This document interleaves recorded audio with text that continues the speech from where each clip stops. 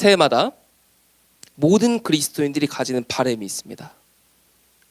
이번 한 해에는 하나님이 인도해 주시기를. 새해 감사 예배 때도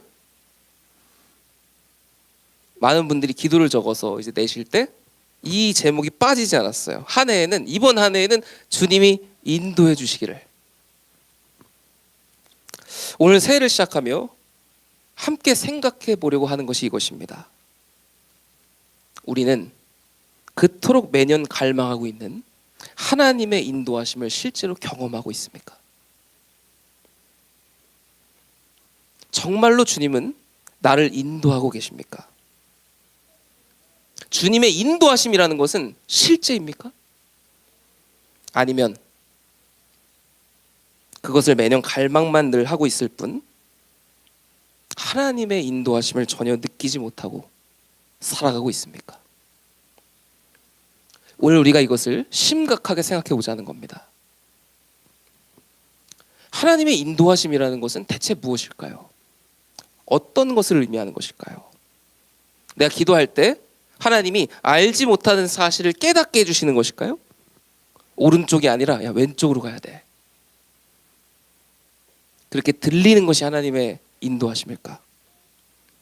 잘못 가지 않도록 환상으로 무언가를 내게 보여주시고 음성으로 무언가를 들려주시는 것이 하나님의 인도하심일까?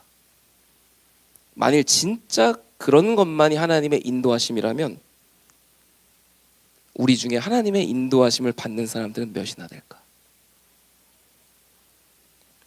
오늘 우리는 성경의 한 이야기를 통해 하나님의 인도하심을 보려고 합니다. 오늘 사무엘상 16장이 누구에 대한 이야기입니까? 다윗에 대한 이야기예요. 오늘 말씀 속의 다윗은 우리가 아는 위대한 다윗 왕이 아니었습니다. 아무것도 내세울 것이 없는 15살 남짓의 소년이었어요. 뒤에서도 보겠지만 다윗은 집안의 막내 아들로 이스라엘에서 가장 중요한 사람이 여는 축제에도 초대받지 못하는 외인이었습니다. 이 시절에는 다윗을 귀하게 생각하는 사람이 한 사람도 없었다는 거예요. 그런데 하나님은 1절에서 사무엘을 다윗에게 보내시며 이렇게 말씀하십니다. 우리 함께 1절 말씀 함께 한 목소리를 읽어보겠습니다.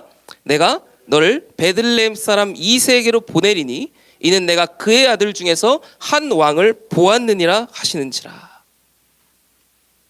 내가 너를 보내리니 이는 내가 한 왕을 보았습니다. 사람의 눈에 아무것도 없어 보이는 별 볼 일 없는 15살의 소년을 두고 주님이 뭘 보고 계신다고 말씀하세요? 한 왕을 보고 있다고 말씀하신다는 거예요. 왜 이렇게 말씀하셨을까요? 15살부터 다윗이 너무 훌륭했기 때문에, 잠재력이 막 흘러넘치는 사람이었기 때문에 주님이 다윗이 왕이 될 미래를 이미 다 알고 계셨기 때문에 맞습니다. 하나님은 전지하시며 전능하십니다. 모든 것을 알고 모든 것을 행하신다는 거예요. 그러나 우리가 또 하나 알아야 될 사실이 있습니다. 하나님은 우리의 미래를 조작하거나 강제하지 않으신다는 겁니다. 왜요? 우리를 너무나도 존중하시기 때문입니다. 하나님이 다윗을 콕 찍으셔서 너는 위대한 왕이 돼야 돼. 내가 너를 꼭 흠없는 왕으로 만들 거야. 하나님이 이런 의지를 가지셨다면 분명히 가능했을 거예요. 가능했을 거예요. 그러나 여러분, 다윗의 전 인생을 볼 때 흠이 없었습니까? 문제가 하나도 없었습니까? 그것이 아니라 주님의 인도하심을 따라가지만 동시에 죄와 실수가 그의 인생에 끊임없이 보여지는 거예요. 여러분, 하나님이 진짜 전지전능하시다면 주님은 다윗을 택하시면 안 됩니다. 왜요? 그가 죄에 넘어질 것을 아시잖아요. 그가 끔찍한 실수와 죄까지 범하실 것을 아시잖아요. 그런데 왜 주님은 그런 소리는 한 번 사무엘에게 하지 않으시고 마치 다윗이 진짜 주님을 위한 왕이 될 것이라고 자신 있게 말씀하시는 것일까? 내가 보고 있다고, 보았다고. 그 이유는 주님은 이 15세의 소년을 선하게 인도하실 자신이 있으시기 때문인 겁니다. 그가 실수하고 무너지고 죄 가운데 절망하더라도 그를 끝까지 일으켜 인도하실 자신이 있으신 거예요. 다윗은요, 이런 하나님의 계획이 있다는 것을 알았을까요, 몰랐을까요? 전혀 알지 못했습니다.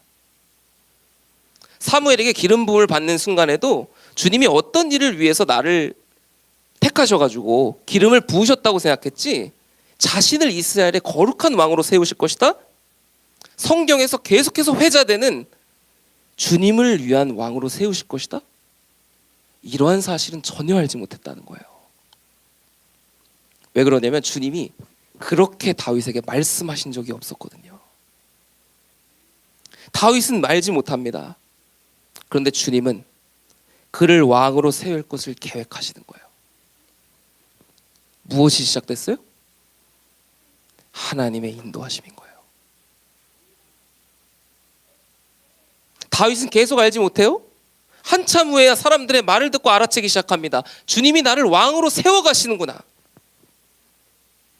그런데 무엇이 시작됐어요? 하나님의 인도하심이에요.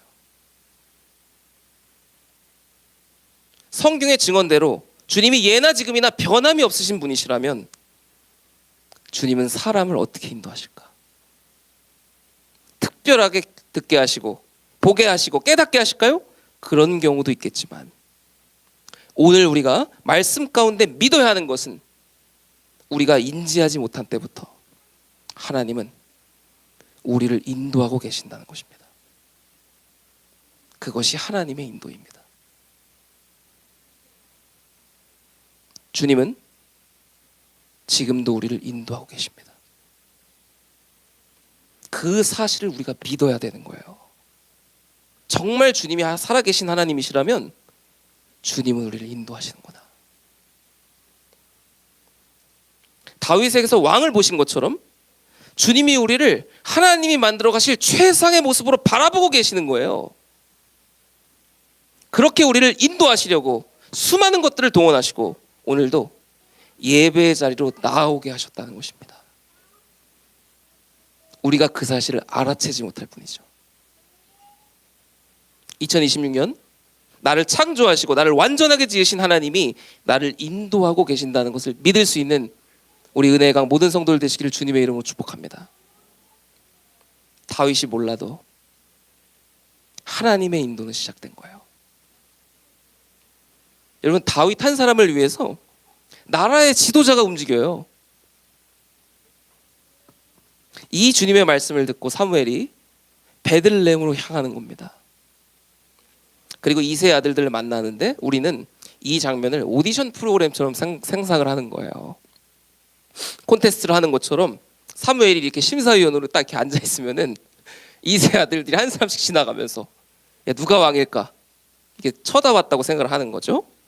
그러나 말씀에 보면 사무엘과 이세 아들들이 어떻게 만납니까? 5절에 나와 함께 제사하자. 사무엘이 제사를 드리며 이 아들들을 초청했습니다. 진짜 중요한 인물들이 누구냐면 성읍의 장로들이에요. 근데 말씀에 보면 그 사람들은 알아서 씻고 오세요. 돌려보내요. 성결하게 알아서 하고 오라고. 그런데 이 이세와 아들들은 어떻게 하냐면 나와 함께 제사합시다. 끌고 가가지고 한 사람 한 사람을 이 사무엘이 성결히 씻겨줬다는 거예요. 함께 씻겨주고 교제하고 제사를 드렸어요. 그리고 화목제물을 함께 먹는 식탁에서 정식으로 아들 한 사람 한 사람을 소개받고 있는 거예요. 지금 첫째 아들 엘리압이 소개가 되는데 6절에 보면 재미있는 표현이 있습니다. 어떤 말이에요? 과연. 엘리압이 나타나자마자 속으로 사무엘이 뭐라고 했다고요? 과연. 이거 우리식으로 표현하면은 이야, 기가 막히네. 엘리압을 보자마자 그 생각을 바로 했다는 거예요. 기가 막히네. 다음은 볼 필요가 없다는 거죠. 사무엘이 그렇게 감격하고 있을 때, 감동하고 있을 때 주님의 말씀이 사무엘에게 바로 들리기를 뭐라고 하세요? 용모와 키를 보지 마. 그가 아니야.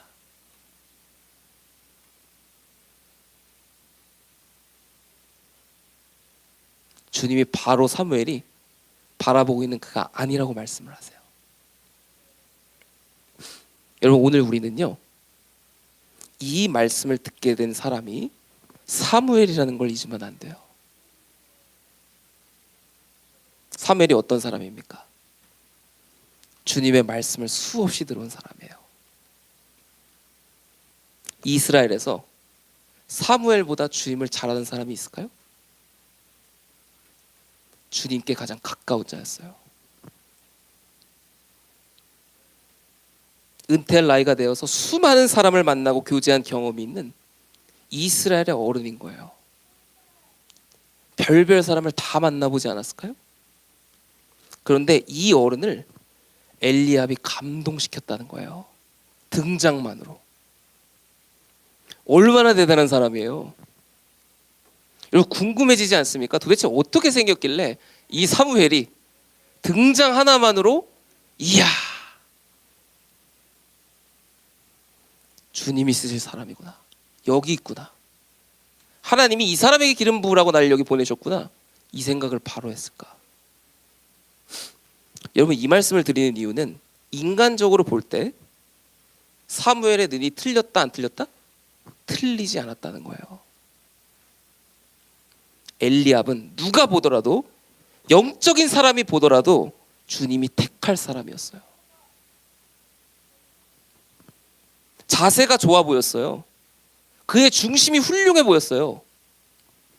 그런데 사무엘이 그렇게 생각하고 있을 때 주님이 뭐라고 말씀하셨다고요? 7절에 그의 용모와 키를 보지 말라. 내가 이미 그를 버렸노라. 주님의 눈밖에 났다고 하셨다는 거예요. 그 이유가 뭐예요? 다음, 내가 함께 읽을까요? 보는 것은 사람과 같지 아니하니 사람은 외모를 보거니와 나 여호와는 중심을 보느니라.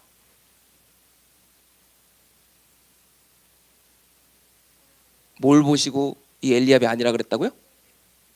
중심. 나는 중심을 봐.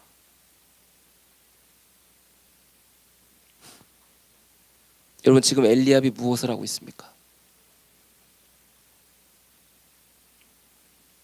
이스라엘에서 가장 위대한 사사, 가장 위대한 제사장과 함께 제사 드리고 있어요. 엘리압은 지금 누구 앞에 있습니까?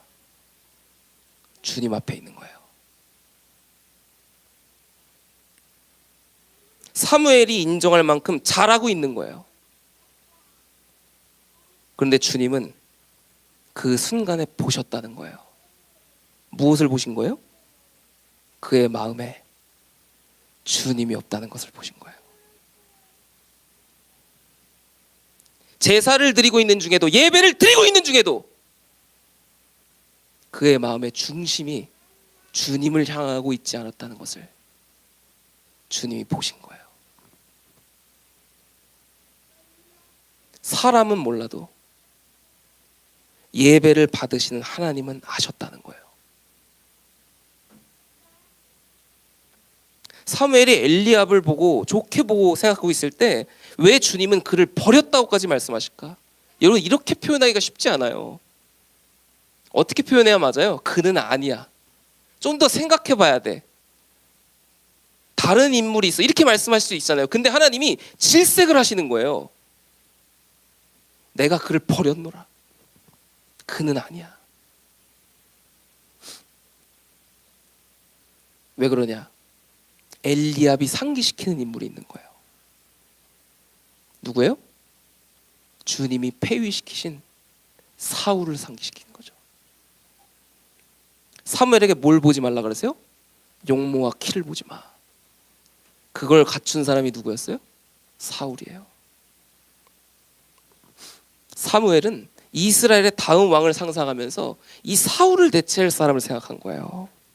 사울 같지만 사울보다 나은 사람이 어디 있을까?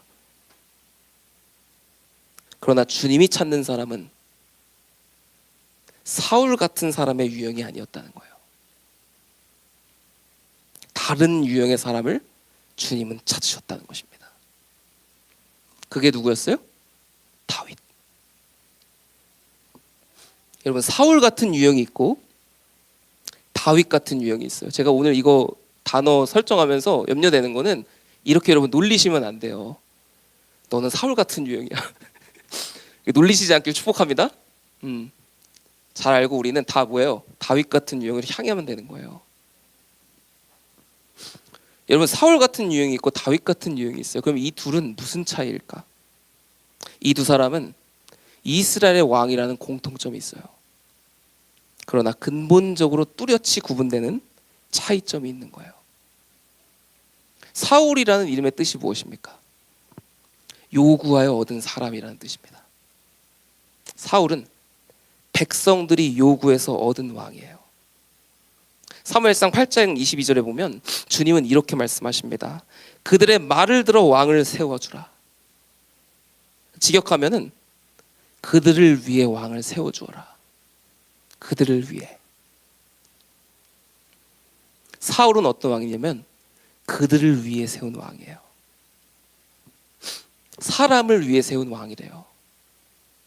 주님이 이런 사람도 여러분 택하시는 거예요. 사람을 위한 사람. 그러나 주님이 원하시는 모습은 아닌 거예요. 여러분, 엘리압을 버리셨다는 말의 의도가 바로 여기 있는 거예요. 이제는 내가 더 이상 사람을 위한 왕을 세우지 않을 거야. 사람을 위한 사람 세우지 않을 거야.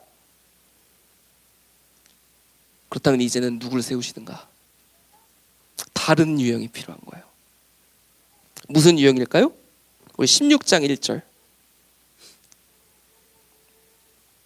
우리 함께 읽어보겠습니다. 시작. 내가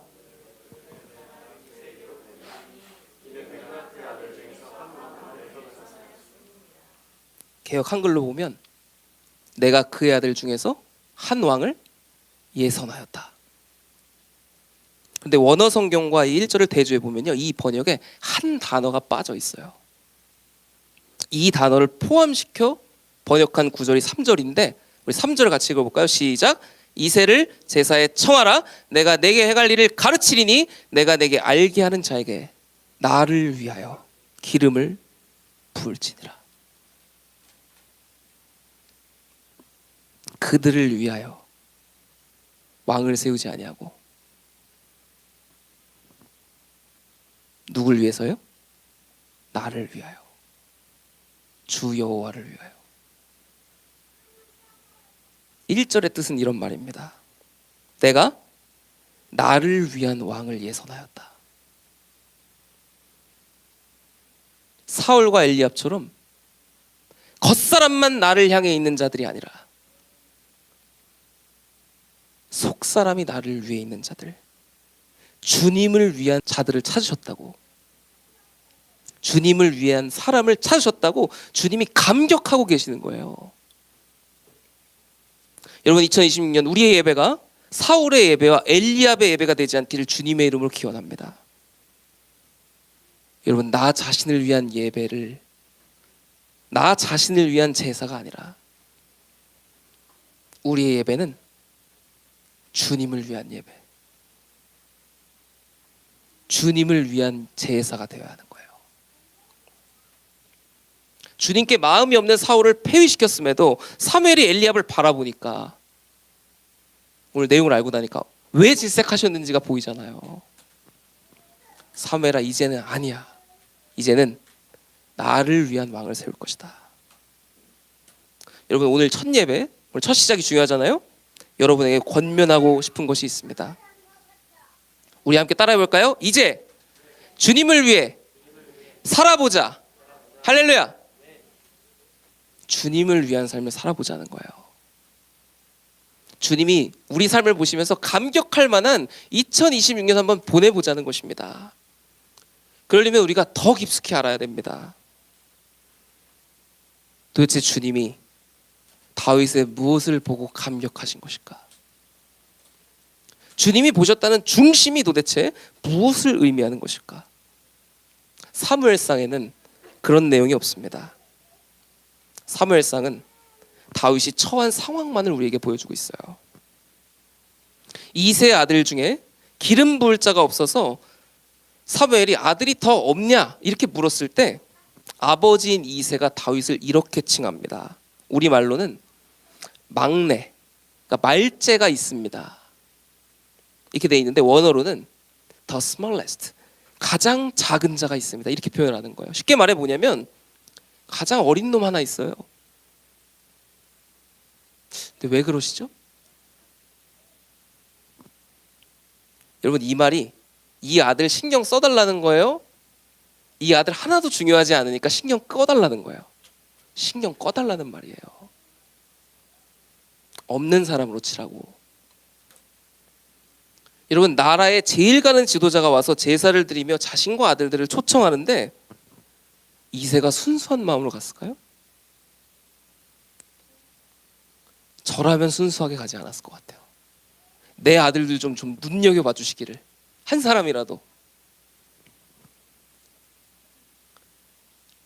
좀 그 사역을 했던 그 위대한 능력으로 좀 내 아들 좀 기도해 주시기를, 여러분 그런 마음으로 가지 않았을까요? 근데 그런 중요한 때에 집에서 양이나 치도록 버려두고 온 애가 있었다니까요. 그 사람이 누구예요? 다윗이라는 거예요. 사무엘상은요 15세의 다윗이 초대받지 못한 자라는 것을 보여줘요. 세상에 자기 이름으로 설 자리가 없어요. 무가치하게 여겨지는 사람이에요. 아들이지만 아들 대우를 못 받아요. 이름은 있지만 세상에서 초라한 거예요. 존재는 하고 있지만 왜 살아가야 하는지 그 이유는 알지 못하고 살아가는 거예요.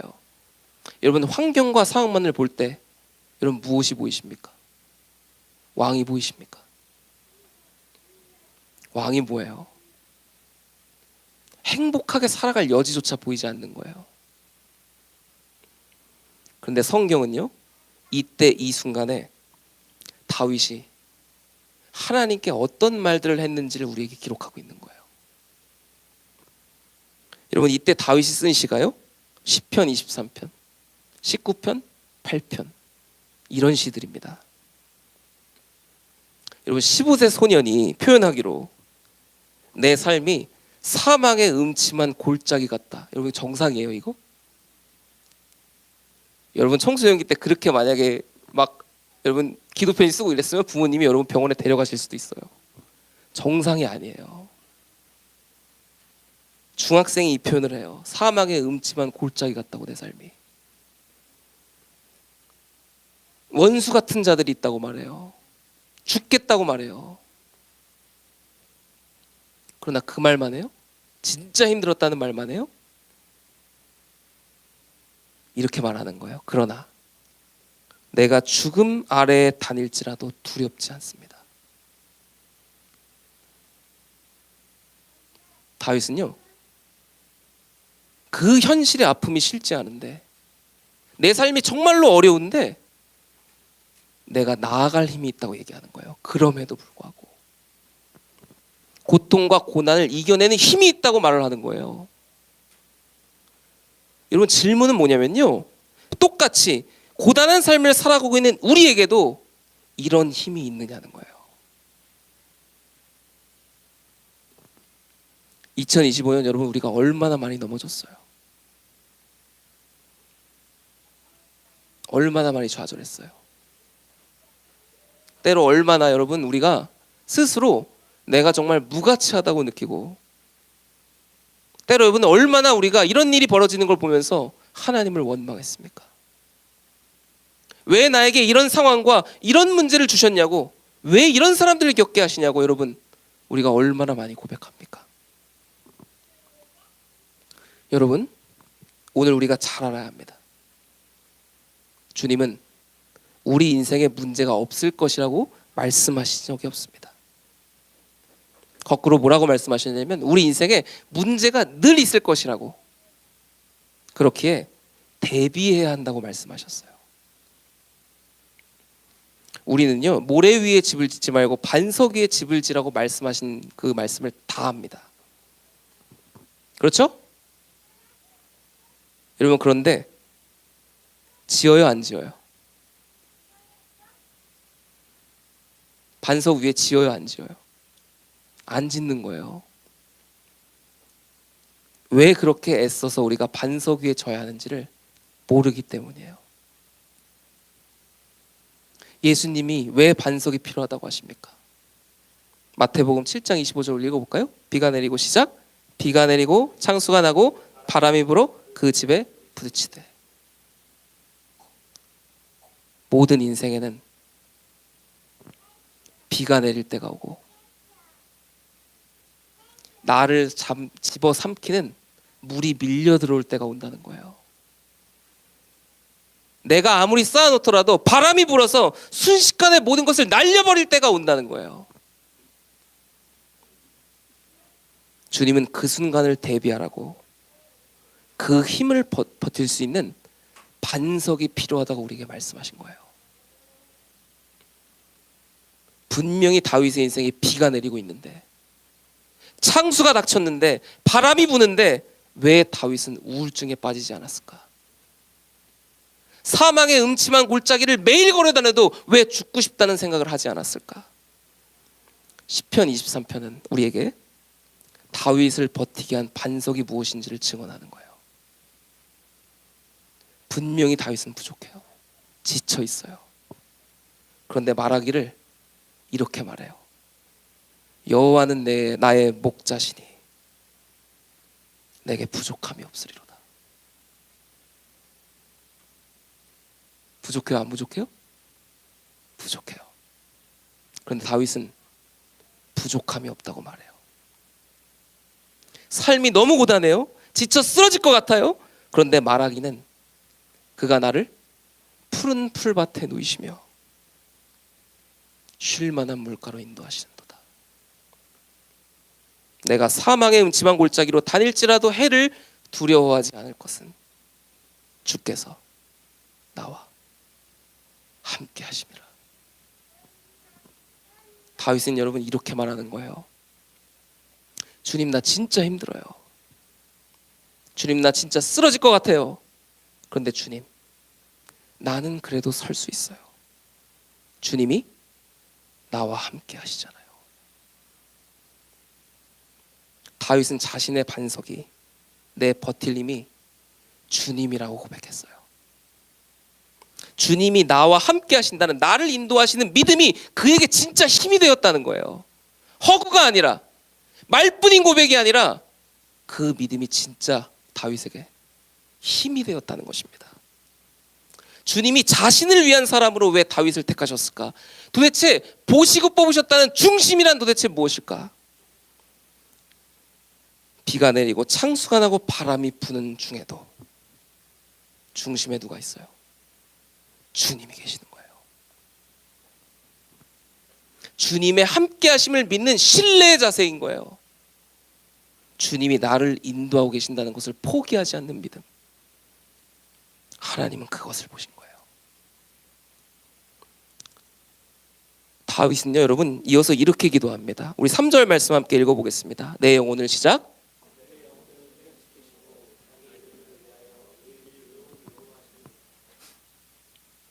다윗이 이렇게 말해요. 자기 이름을 위하여. 다윗 자신이 아니에요. 누구예요? 주의 이름을 위하여예요. 다윗이 이렇게 말한 거예요. 주님은 주님의 이름을 위해서 나를 의의 길로 인도하시는 분이십니다. 여러분, 저는 이 구절을 읽으면서 한 가지 확신이 들었어요. 주님이 들판에서 외쳤던 다윗의 기도를 들으셨구나. 진짜 들으셨구나. 절망과 고통 가운데서 외치고 있는 이 작은 자의 기도, 15살짜리 소년의 기도를 주님이 정말로 들으셨구나. 왜요? 지금 다윗이 무엇을 위해 자신을 의의 길로 인도해달라고 말했어요? 주의 이름을 위하여. 주님의 이름을 위해서. 의로우신 분이니까, 신실하신 분이니까, 진짜 살리시고 구원하시는 분이시니까 그 이름이 헛되지 않도록 주님의 이름을 위해서 나를 구원해 주십시오.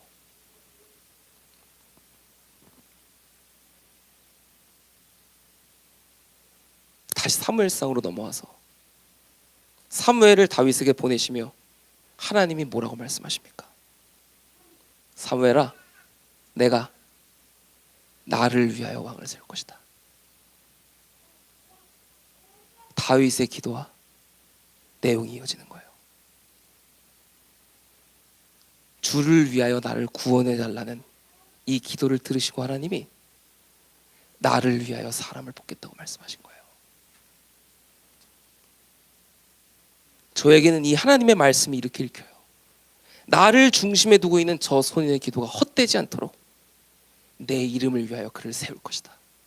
너는 가라. 주의 이름을 위하여 나를 구원해 달라고 외친 다윗의 기도를 들으시고 주님은 주님 자신을 위해서 다윗을 택하신 거예요. 그를 인도하시는 거예요. 여러분, 오늘 우리가 사울의 예배, 엘리압의 예배, 나 자신을 위한 예배를 버리고 주님을 위한 예배, 주님께 중심을 둬야 하는 이유가 여기 있는 거예요. 주님이 오늘 누굴 위해 뽑는다고요? 자기 자신을 위해 뽑는다고 말씀하시지만 여러분, 실제로는 누구를 위해 뽑은 거예요? 다윗이에요. 누구를 위해 사무엘을 보내시고 누구를 위해 세상에 탁월해 보이는 자들을 다 버리셨습니까? 다윗을 위해서인 거예요. 여러분, 성경은 우리에게 놀라운 장면을 보여주는 거예요. 전지전능하신 하나님, 세상을 창조하시고 인도하시고 계획하신 하나님의 중심에 누가 있습니까? 다윗이 있는 거예요. 주님이 다윗을 생각하시는 거예요. 주님이 다윗을 돌보시는 거예요. 여러분, 우리가 주님께 중심을 두어야 되는 이유, 주님께 예배해야 되는 이유는요, 주님이 영광을 필요로 하시기 때문이 아닙니다. 주님은 지구의 모든 인간들이 예배하지 않아도 영광스러운 분이시기 때문입니다. 그는 홀로 존재하셔도 영광스러우십니다. 그렇게 우리가 우리의 중심을 주님께 두어야 되는 단 하나인 거예요. 만물을 지으신 하나님이 자신의 중심에 우리를 두고 계시기 때문에, 우리를 항상 생각하시기 때문에, 우리를 항상 돌보고 계시기 때문에 이를 깨달았을 때 감격이 밀려오는 거예요. 다윗이 얼마나 감격했던지 고단한 하루를 보내고 피곤한 눈으로 밤하늘을 보며 찬양한 거예요. 내가 무엇이기에 주님 저를 생각하고 계십니까? 내가 누구이기에 주님 저를 돌보고 계신 겁니까? 현실이 아무리 비참해도 주님이 나와 함께 하심을 알 때, 주님이 진짜로 나를 인도하고 계심을 알 때, 여러분, 내가 이 현실에 뒤집어지는 것이 아니라 주님으로 인해 우리의 현실이 뒤집어질 줄로 믿습니다. 그것이 우리의 인도하심에 대한 믿음인 거예요. 설교를 정리합니다. 사랑하는 은혜강의 성도 여러분, 오늘 말씀에서 우리가 오해하면 안 되는 것이 있습니다. 오늘 말씀은 여러분, 고난 중에도 해보자는 말이 아니에요. 용기 한번 내보자, 새해니까 우리 다짐차게 한번 결단해보자, 이런 얘기가 아닙니다. 고난 중에 해보자는 게 아니에요. 상황이 바뀌지 않아도 힘을 내보고 믿음을 계속 가져보자는 얘기를 하는 것이 아닙니다. 그렇게 믿으면 기독교 복음은 긍정의 힘이 되는 거예요. 시크릿이라는 책에서처럼 긍정적인 생각하고 있으면 언젠가는 이루어진다. 이런 기약 없는 허구가 되어버리는 것입니다. 기독교 신앙은 이 수준을 얘기하지 않습니다. 여러분, 다윗이 이런 현실 속에서 어떻게 믿음을 가지고 이런 고백을 할 수 있었을까? 긍정의 힘 때문이었을까요? 그가 낙천적인 사람이었기 때문에 이렇게 된 걸까요? 기독교 복음은요, 이런 질문과 도전을 아주 명료하게 단순하게 깨부수는 거예요. 다윗이 왜 믿었느냐? 아브라함이 왜 믿었느냐? 야곱이 왜 믿었느냐? 성경은 그 이유를 일관적으로 이렇게 얘기합니다. 하나님이 나타나셨기 때문에. 하나님이 말씀하셨기 때문에. 하나님이 그의 앞에 실제로 자신의 존재를 드러내셨기 때문에. 하나님이 너를 인도할 것이라고 알려주셨기 때문에. 여러분, 살아계신 주님 앞에서는 모든 의심과 질문은 입을 열 수 없는 거예요. 잠잠하게 되는 거예요. 여러분, 오늘 우리가 예배할 때, 말씀을 붙들고 삶에서 주님을 찾을 때 응답하시는 주님을 만나게 되기를 주님의 이름으로 축복합니다. 그것이 우리를 하나님의 인도하심 아래 살아가게 하는 거예요. 여러분, 잠잠하신 주님을 믿으면 안 돼요. 우리에게 응답하시지 않는 주님을 믿으러 여러분 이 자리에 나오면 안 된다는 거예요. 그것이 아니라 자기 이름을 위하여 나의 힘이 되시며 나의 반석이 되시는 주님을 2026년 믿어보자는 것입니다. 그렇게 여러분, 올해 나 자신을 위한 예배를 버리고 우리가 주님을 위한 예배를 드려보자는 거예요. 오늘 예배하고 찬양할 때 그 순간이 임하는, 그 기쁨을 경험할 수 있는 우리 은혜의 강의 모든 성도들 되시기를 주님의 이름으로 축복합니다. 반주 나와주시고요.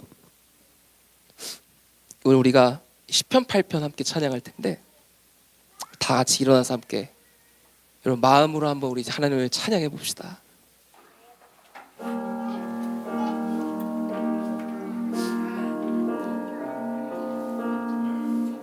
여러분, 우리가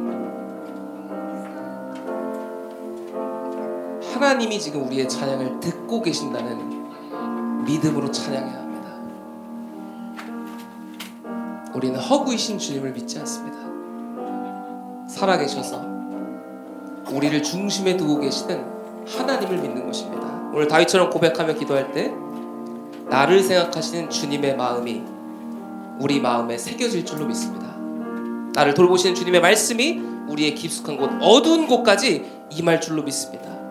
그러므로 2026년 나 자신을 위한 예배자가 아니라 주님을 위한 예배자, 중심이 주님께 있는 저와 여러분 되시기를 주님의 이름으로 축복합니다. 우리 시편 8편 함께 찬양하겠습니다. 여호와 우리 주여,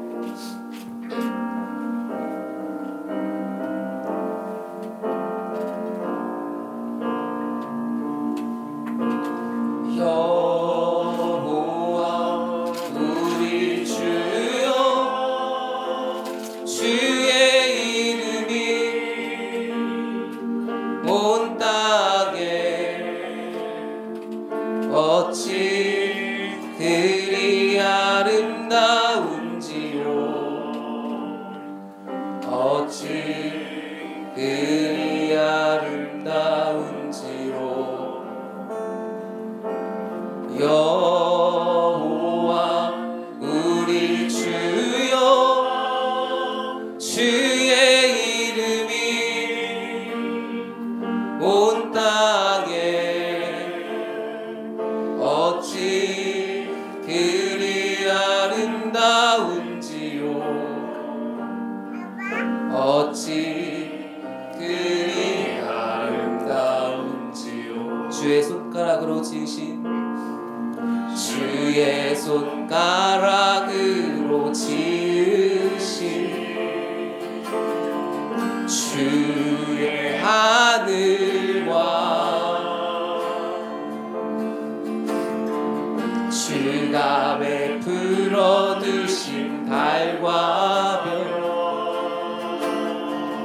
내가 보니 사람이 무엇이간데 사람이 무엇이 간데 주께서 저를 생각하시며 인자가 무엇이 간데 인자가 무엇이 간데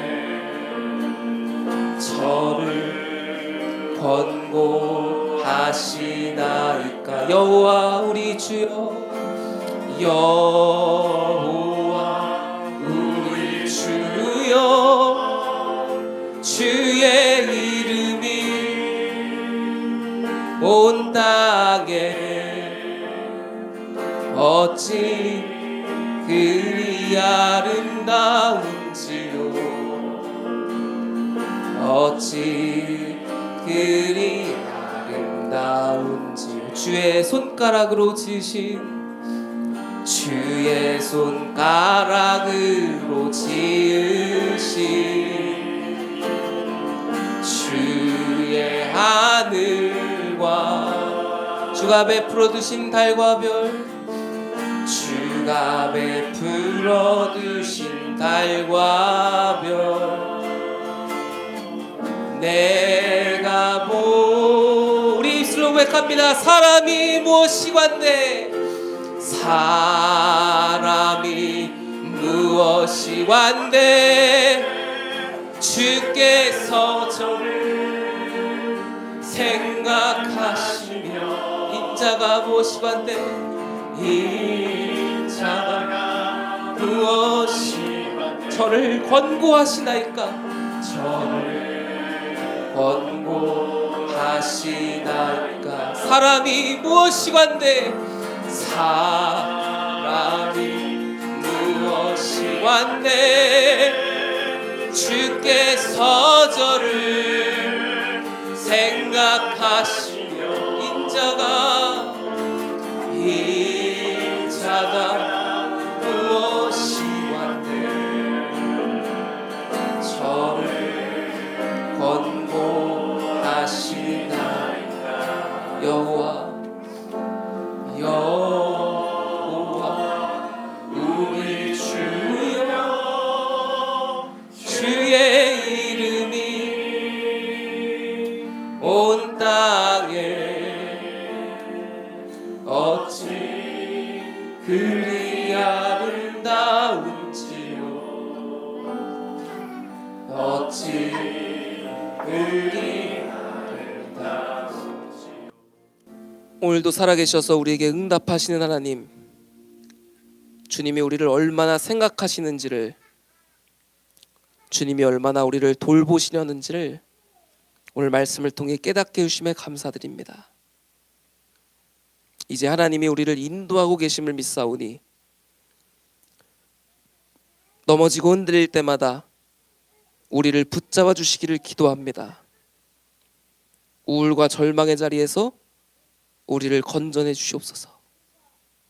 삶을 포기하고 싶은 자리에서 우리를 구원해 주시옵소서. 하나님이 다윗에게서 주를 위한 왕을 보신 것처럼 우리로 주님이 보고 계신 영광의 모습을 꿈꾸게 하시고 하나님이 나를 완성해 가실 것을 믿으며 인도하심 가운데 달려나갈 수 있는 주의 거룩한 백성들이 모두 될 수 있도록 인도하여 주시옵소서. 이제 하나님, 나를 위한 예배를 버리고 주님을 위해 예배하기를 원합니다. 주의 이름을 위하여 우리를 구원하여 주시고 주의 이름을 위해 택해 주신 진실한 예배자들 되게 하여 주시옵소서. 이제는 우리 주 예수 그리스도의 은혜와 무한하신 하나님의 사랑과 성령님의 감화감동 내주 역사 충만케 하심이 이제 주의 이름을 위하여 살아가기를 소원하는 은혜의 강교회 모든 성도들 머리 위에 이제부터 영원토록 함께하여 주시기를 간절히 축원하옵나이다. 아멘.